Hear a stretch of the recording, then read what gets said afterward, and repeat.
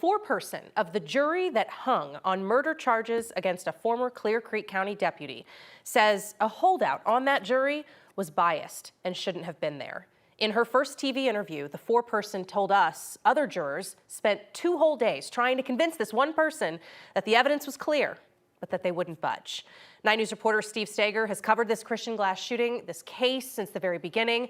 You were the first reporter to speak to members of the jury, and Steve, this foreperson did not mince words about what happened behind closed doors. No, she said this juror should not have been selected for the jury solely because they refused to admit that a police officer could ever be in the wrong.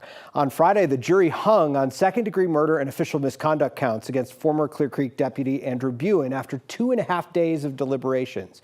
Christy Engelkirk is a defense attorney by trade who was selected as the jury's foreperson. She says within 30 minutes of deliberation, the vote was 10-2 for a conviction on all counts. She says the other no vote ended up bending a bit, saying that they would convict Andrew Buen of one of the lesser charges, criminally negligent homicide. Engelkirk says this one strict holdout seemed to have an agenda to get on this jury and wanted to declare a hung jury immediately. She said the holdout expressed a bias that police can do no wrong and should have immunity in cases like this. They tried to convince the holdout for days. It didn't work, and it led to several members of the jury walking out in tears, looking at Christian Glass's family in the courtroom after their indecision was announced. My heart goes out to them.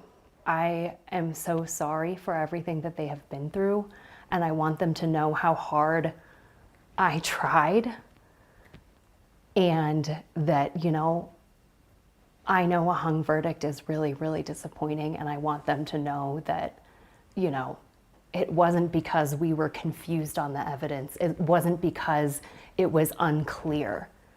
It was because there was someone on the jury who should not have been there. So we just wrapped that interview. We'll have much more of it tonight at 9 and 10. Jurors are not required by the court to speak, but Engelkirk says she felt she owed it to Christian Glass's parents to speak up. 4 other jurors and an alternate who didn't want to be identified, they sat by Engelkirk's side during that interview. Prosecutors and the defense back in court tomorrow afternoon to discuss how to handle sentencing on the 1-count Buen was convicted of, reckless endangerment. That's a misdemeanor.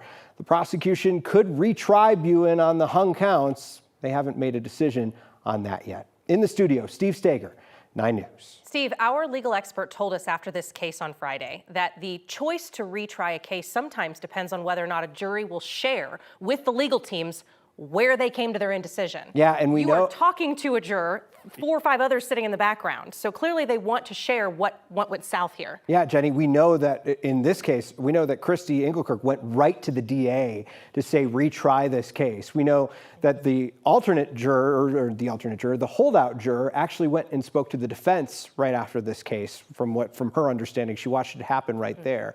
So there's been a lot of talk about what to do moving forward. Engelkirk says she's hoping that the DA does retry this case, but she's really hoping that Buen takes a deal based on the knowledge now that it was so close to a conviction, so it doesn't have to put Christian's family through this all over again. Okay. Again, Steve has covered this case in the beginning. We will have more on this story and that interview coming up later tonight at 9 and 10. Steve Stager, thank you.